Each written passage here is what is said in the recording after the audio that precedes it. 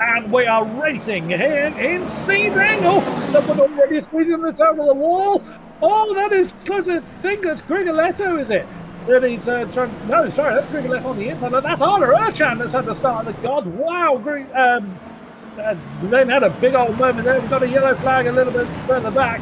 It was, as you intend to get. Oh no, that thunderous start is undoing itself very badly. I think that's Arda Urchan that is now falling and getting very, very squiggly at every rumble strip, unfortunately. It is Arda Urchan that's starting well, but hasn't been able to maintain that momentum yet. Side by side with Yeri Simichits coming down towards him, but able to come aside.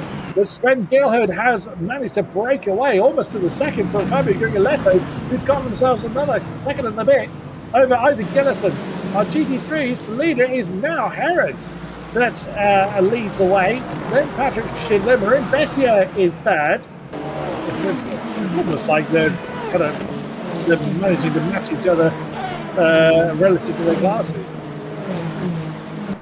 Oh, three-way argument. Oh, my goodness. Marco De Bueno defending hard there. Oh, no, that's Menard that's gone off and onto the grass. Already on board with the, pretty sure that's the sole McLaren we have in the field this season, as it was last season. No! Too deep into hairpin. That was very nearly 2 becomes 1. That puts Valentin Kalkov up into the top 10. Oh no, door rubbing with the recovering McLaren. That's Kalkov in the Ferrari pushes through. Oh, side by side right behind them as well. Who's that that's going at it? Can't quite tell. That is Sasavishny and Sebastian Wunsch. Mercedes losing out on that occasion. That's not Rodriguez, is it? It is, yes. Indeed, Michelle Rodriguez. Oh, just holding up Kobe Chan in the Visceral Valkyrie, and the Aston Martin will have to wait a few more corners to get through. Oh, no. Oh, and he tags Rodriguez round, and the McLaren is sideways as Kobe Chan was going for the pits there. So Grigoletto pits from second in Hypercar with 24 minutes to go. As we see Simichich pit in now as well. So that releases Bono House and Michi Hoyer. Urchan and Gillison. I think Urchan's gotten past for P2. He has indeed. Well, Gillison's in, so. Oh, well, that would explain it. Yeah, so yeah, that's how that was happening. But yeah, Isaac Gillison has been running in third for most of the race. In is Hoyer, in is Emilio as well. Yellow flag out. Someone's had a trouble somewhere. Not 100% sure who.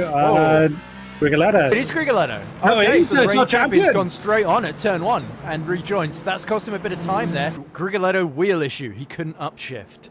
So that was why he was slowing into turn 1. Chan again getting very close to the back of Banani. He's looking a bit impatient here. And the fact that they've got Adamu right in front of them now as well, if I'm not mistaken, or one of the Tatum cars, that's a bit distracting. And that could open a door for Kobe Chan as he goes up the inside into turn 1. Side by side with Banani. And Chan is going to get the inside for free if he brakes late enough. He does brake late enough. The Visceral Valkyrie vaults his way through. And Banani has to back out and nearly hits him. Yes, our leader is in. So for a while, our Cadillacs were running 1-2. They're both in, so the Cadillacs coming in unison. As rolling again goes Sven Gilhood and Arda Urchan, also after a decent stop. This has worked out well for Urchan. It has worked out very well for Arda Urchan. Can he get out ahead of Gillison? It looks like he can, because Gillison. He's still in that bit mixture. There he is. As we see Alexis Hurt and Remy Delorme, Arbois, in the pit lane, along with Rodriguez here. Now, Nicolas Hupen, who has been challenging Bessier for pretty much most of the race. They both pit at the same time as the Schindler. There we go. So they could not. Oh, and Hupen nearly hits the back of the championship leader there. Where is Heron? He's just coming on to the Allman Straight. So it's all going to be down. As Schindler is on the move. Schindler is coming out. Where is the Aston in comparison? Oh, he didn't do it. Patrick Schindler. Well, he'd been a good couple of seconds behind the Aston for quite a long time, and now it's Heron that has to do the chasing. And Huben's ahead of Bessier as well. Yeah, Huben had a quicker stop then. Look at this, Grigoletto right behind Emilio, and this is the fight for the championship lead. It is. You wouldn't imagine so, as they're in 7th and 8th, but it is indeed. Their countrymen once again joined in battle. Oh, Grigoletto was he was certainly showing determination there, and Dario Mulo was not allowing that to happen. Oh, this is going to go onto the flag, isn't it? This is absolutely superb. They're one winner piece in the championship so far. They're not looking to continue the winning streak. I mean, right now, that's pretty irrelevant. They are just locked in this fascinating battle. They've got a 20-point advantage. Oh, no! Oh, locks up coming out of the second turn. Oh, no. I'll take the commentator's curse for that one. The Veloci driver hits the wall. As it stands at the moment in our hypercars, Dario 47, Sven 46, Dario 47, Fabio 46, and Sven 45 as Leiden goes to the inside line, coming up towards. Oh, did he hit the wall? He might have just managed to get away with it, but they're still side by side. I think he had to get out of that to avoid hitting the wall. No impact between the two cars, though, as here comes Gilhead, here comes Sven. Oh, great effort by Leiden, but didn't come off as they let the race leader through.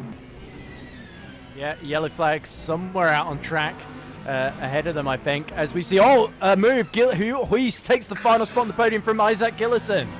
And Simičić is through as well. It's all falling apart for Gillison as there we go. Fifth place battle getting right out of the way there. Round the outside is that Isaac Gillison desperately trying to hold on and keep Simičić, but it's too late. They've both gone up the inside of him before Sunset Bend, and Gillison has been shuffled out after a brilliant race down to 5th position, but Simičić isn't done yet. He wants to go at Bono House. Bono House, yeah, missing the first race, is looking at a potential podium this time, but can he do it though? Can he hold on? He's certainly got the ability to. Oh, that's a big move from Gillison. Oh, a little bit desperate going into the hairpin. And Grigoletto's running out of time to make this move, and if he can get past Hoyer, that would put him in the championship lead ahead of Dario Mulo. So crucial that he gets through if there's even the slightest opportunity, and there will be one into sunset. Yeah, Michi Hoyer's not one of the. You can flash your lights all you like. Michi Hoyer's not interested. He does not want. Oh! Big slide from the BMW. It was remarked earlier that he was sliding, and that has cost him that position. Round the final corner at sunset, he comes for the last time. He comes out of the night and into the light. Sven Gilhead wins for Cadillac here at Sebring in round 3. Where is Patrick Schindler? He must be out there somewhere. Still going. Still holding off Hunt. And here he comes. Patrick Schindler, the reigning champion. Opens his account. Spectacular win. So, it was reigning champion Schindler who took his first victory of the season at Sebring ahead of first-time podium finisher Hunt. Huben also took his first GT3 podium in the Red Mustang in 3rd, whilst Bessier consolidated his championship lead in 4th. Leon Berndt also took an excellent top 5 in the unfancied Porsche. Leiden collided with Delorme, earning himself a penalty which drops him behind the French driver. Arbois was 8th, whilst Giovannini and Sasavinsky get their first points of the season in 9th and 10th. In Hypercar, it was a Cadillac 1-2, with Gilhead taking his first victory to lead home Erchan.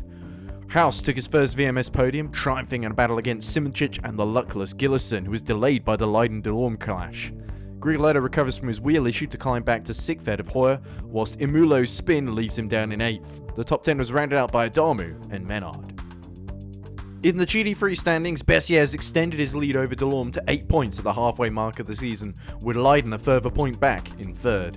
Schindler's win has launched German up to 4th on 35 points for Herndt, now in 5th. Huben is narrowly ahead of Berndt in 6th, as Naskidashvili, Klinkmuller and Arbois are all tied for 8th on 16 points apiece. Finally, in Hypercar, Grigoletto retakes the lead of the standings by just a single point from Imulo, but Gilhead is now just 3 points off the lead in 3rd, the Dutchman marking himself out as a major threat to the Italian duo. Hoyer is 20 points further behind in 4th, just 3 points ahead of the fellow BMW of Simičić, who is now tied with Erchan for 5th.